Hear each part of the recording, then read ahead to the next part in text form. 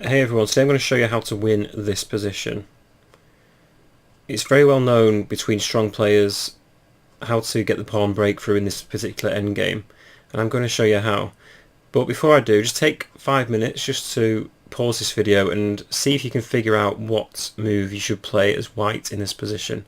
So it's white to move, and just pause the video. Okay, so the winning move here is actually to play b6 by white. And the reason is because now the b pawn is attacking the a7 pawn and the c7 pawn, so black has to take one way or the other. And here, let's say black takes c takes b6, white can now play the move a6 attacking the b7 pawn. So again, black is forced to take this a6 pawn. If he doesn't, a takes b7 will come and white will queen first. So b takes a6, and now white has a passed pawn and just plays c6, and they are going to queen first before black.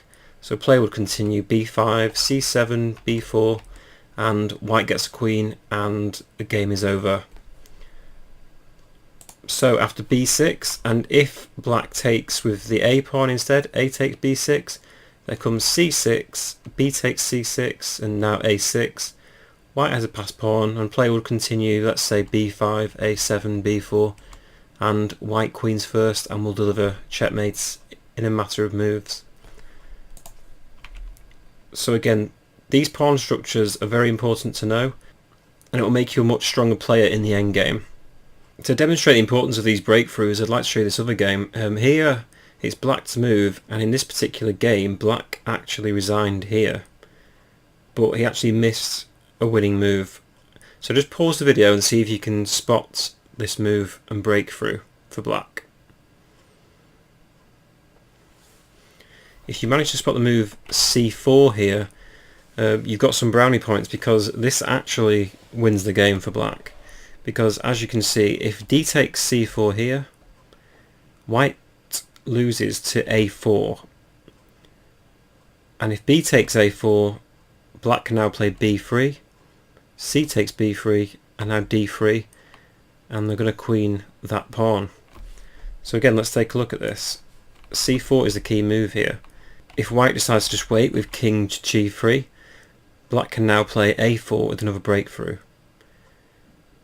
If b takes a4, black can play b3, and after c takes b3, c3. And if white decides to take on c3 again, black can now take on c3 and is going to queen first. After c4, white can play b takes c4, but black still wins.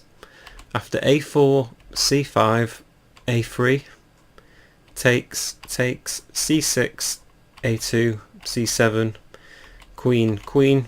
Both sides have got queen, but black is in time. Queen f1 check, king g3, and after a series of moves, queen f2 check, king h3, queen h4, and now king g2. Black can take the pawn with check, and white's forced to swap queens off. Now to king f2, king takes h5. Black now has a passed pawn on the g file and will get a queen very soon and wins the game. These pawn breakthroughs in the endgame are very important, and it's just noted to keep an eye out for them. At first glance this game does look like black is losing, but this pawn breakthrough with c4 is very important, so definitely it's worth practicing these sort of positions. Anyway, I hope you enjoyed the video, and I'll be back with many more. See you soon.